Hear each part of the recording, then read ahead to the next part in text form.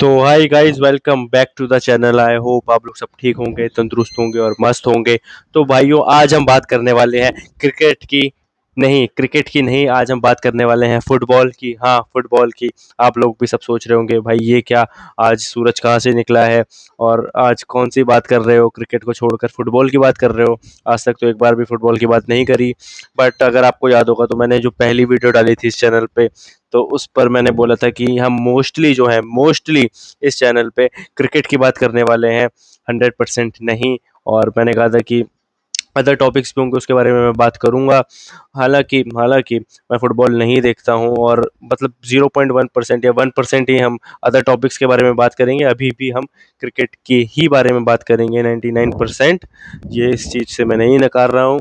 But world cup final था यार कल, 20 तारीख को। तो भाई, कौन कौन उसको मिस करना चाहेगा, ऊपर से अर्जेंटीना उसमें थी। तो उसको तो जो है एक बार ही रिव्यू करना बनता है, उसको तो एक बार ही जो है डिस्कस करना बिल्कुल बनता है। इसीलिए जो है आज हम उसी के बारे में बात करने वाले हैं। और मैं आपको पहले बता दूं कि मुझे फुटबॉल के बारे में मतलब बहुत ही कम पता है।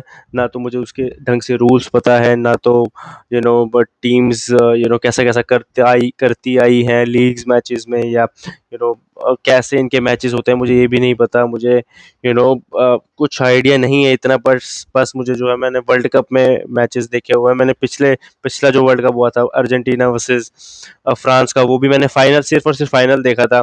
और वो बहुत ज़बरदस्त मैच था। कैसे एम्बाप्पे ने एक तरफा कर ही दिया था, पूरा पलट दिया था मैच। वो तो फिर वापसी करी मेसी ने और अर्जेंटीना को जिता दिया।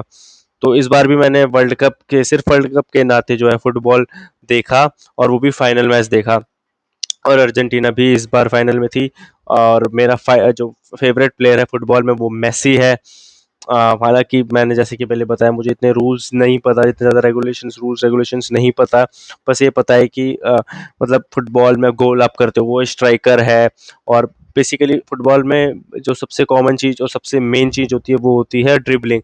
आप कितनी देर तक आप फुटबॉल को अपने पास रख सकते हो, यानी कितना आप अदर प्लेयर्स जो भी आपसे छीनने आते हैं बॉल, यू नो उनसे कितना जो है आप ड्रिबल कर सकते हो, बॉल अपने पास ही रख सकते हो, उनको चकमा दे सकते हो।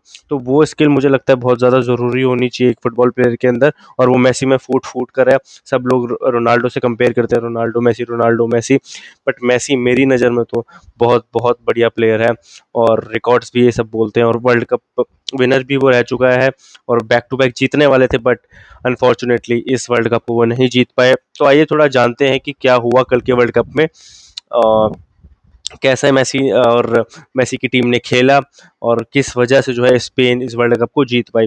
तो बात करते हैं यार। मैं देखो पहले ही बता चुका हूँ, इतनी नॉलेज मुझे फुटबॉल की नहीं है। बट कोई सा भी स्पोर्ट हो, स्पेशली इस मोमेंट पे, मतलब जब आप फाइनल खेल रहे हो, सबसे बड़ा स्टेज है ये वर्ल्ड कप फाइनल। ठीक है, जहाँ पे आप 1% भी गलती नहीं कर सकते हो। और ऐसे टाइम पर आप हमेशा चाहोगे कि आप सामने वाली टीम को डोमिनेट करो।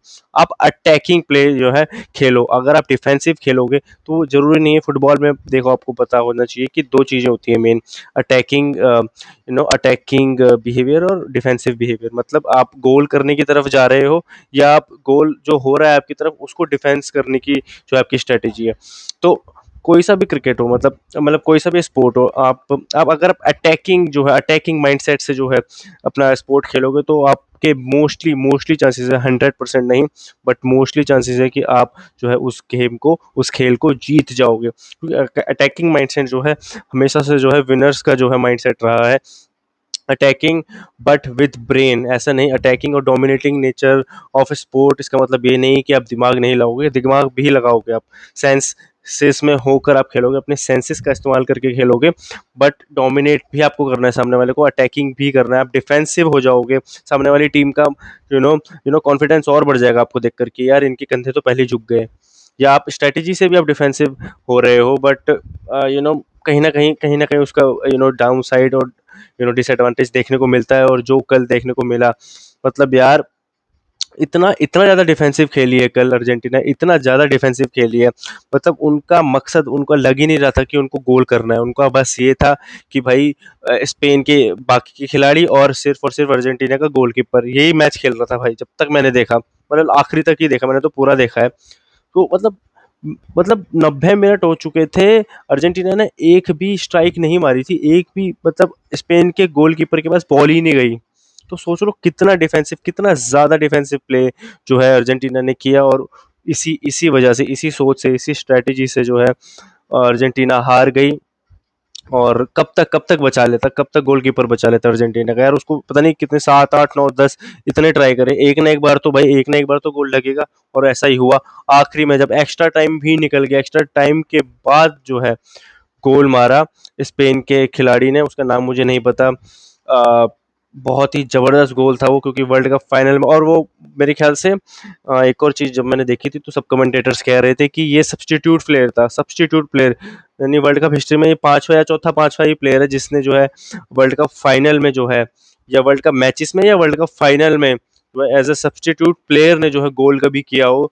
तो वो जो कल का स्पेन का प्लेयर था वो भाई सब्स्टिट्यूट प्लेयर था, मतलब वो प्लेइंग 11, मतलब उनके मेन प्लेइंग प्लेयर्स में भी नहीं था, स्टिल उसने जो है गोल दाग दिया वर्ल्ड कप फाइनल में, सबसे बड़े स्टेज में दुनिया के। तो कितनी कितनी मतलब वो रातों रात हीरो बन गया भाई, रातों रात उसकी जो है किस्मत चमक गई, और उसने गोल मार दिया वो भी अर्जेंटीना के अगेंस्ट। तो बहुत ही बढ़िया जो है परफॉर्मेंस फ्रॉम स्पेन। और मतलब उनको देख कर लग रहा था भाई कि ये डिजर्व करते हैं, मैं सच बताऊं आपको, भले मेरी फेवरेट टीम स्पेन से ज़्यादा अर्जेंटीना है बिकॉज ऑफ मेसी, बट बिल्कुल भी मज़ा नहीं आ रहा था अर्जेंटीना का गेम देखकर। वो डिफेंसिव भी लगे पड़े हैं, वो गोल अपने-अपने गोलकीपर को ही बॉल दिए जा रहे हैं। मतलब वो भाई उनके कोर्ट में, उन्हीं के कोर्ट में मैच चल रहा था, जहाँ पे अर्जेंटीना का गोल था, वहीं पर स्पेन के पास वो गोलकीपर तो बेचारा मेरे को लगता है आधे घंटे की नींद भी ले चुका होगा। उसके पास बॉल ही नहीं आ रही थी। वो अपना खड़े का खड़ा, बाकी सारा भाई अर्जेंटीना का गोलकीपर लगा पड़ा, इधर कूद रहा है, उधर कूद रहा है। इतने गोल उसने तो पहले अच्छे-अच्छे सेव करे। तो बहुत ही घटिया स्ट्रैटेजी, मैं उसका कोच भी देख रहा था, बीच-बीच में वो आ रहा था, वो बस और बस मेरे ख्याल से वो सिर्फ़ यही कह रहा था कि डिफेंसिव के ले जाओ, डिफेंसिव डिफेंसिव अप्रोच, पता नहीं। अब आप मुझे कमेंट्स में बताना कि क्या चाह रही थी अर्जेंटीना, और क्या ये अच्छी स्ट्रैटेजी स्ट्रैटेजी थी, बट मेरे हिसाब से तो नहीं थी। अगर हम क्रिकेट के बारे में बात करें, हम क्रिकेट जानते हैं ज़्यादा और कवर करते हैं और खेलते भी हैं, तो हमें पता है कि क्रिकेट में भी आप अटैकिंग माइंडसेट से जाओगे, जैसे कि पावर प्ले की हम बात कर लेते हैं। आप अटैकिंग माइंडसेट से जाओगे, आप सपोज वर्ल्ड कप का फाइनल है क्रिकेट में भी, आपकी पहली इनिंग है, ठीक है? तो आप क्या अटैकिंग बैटिंग नहीं करोगे? आप नहीं चाहोगे कि ज़्यादा से ज़्यादा जो है मैं रन बनाऊँ, ज़्यादा से ज़्यादा टोटल दूँ सामने वाली टीम को।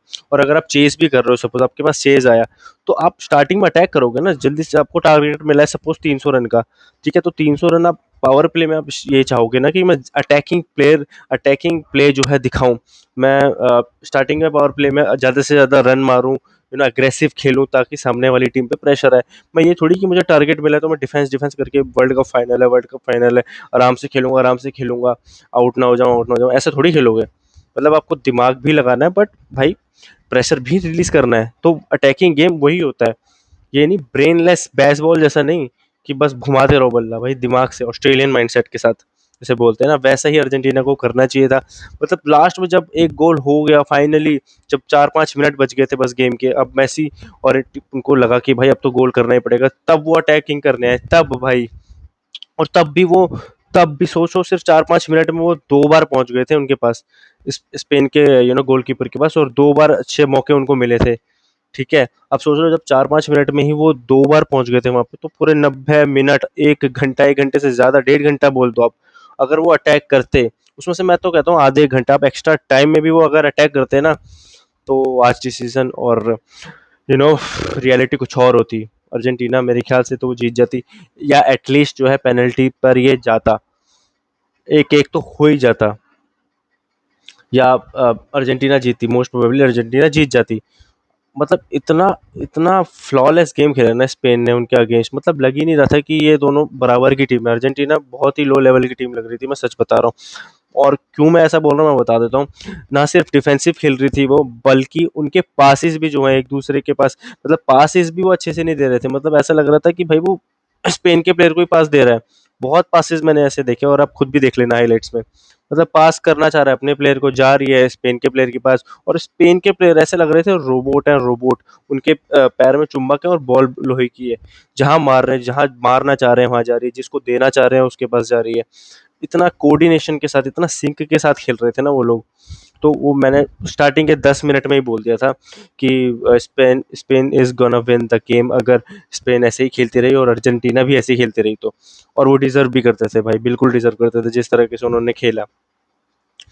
बाकी बुरा लग रहा है कि मेसी नहीं जीत पाए एक और वर्ल्ड कप, बट एटलीस्ट एक तो जीत गया, बस बहुत था, इनफ था। और वो टू बी ऑनेस्ट उस तरह से खेले भी नहीं जिस तरह से एक वर्ल्ड कप विनर को खेलना चाहिए था। तो आई आई थिंक जो हुआ अच्छे के लिए हुआ, जो अच्छा खेलेगा भाई वो जीतेगा, ऑब्वियस सी बात है। स्पेन ने मेहनत करी, अच्छा खेल दिखाया, नॉन फुटबॉलर्स को जिनको इतना नहीं पता है गेम के बारे में वो भी समझ गए देखकर। तो मेरे ख्याल से तो है जस्टिस मिला है उनको। और बाकी आप लोग बताना कि आपकी क्या राय है, कमेंट्स में आप मुझे बताना कि क्या क्या स्ट्रैटेजी थी, क्या स्ट्रैटेजी अच्छी थी अर्जेंटीना की, क्या वो करना चाह रहे थे, मुझे भी थोड़ा सा एक्सप्लेन करो यार, क्या था ये।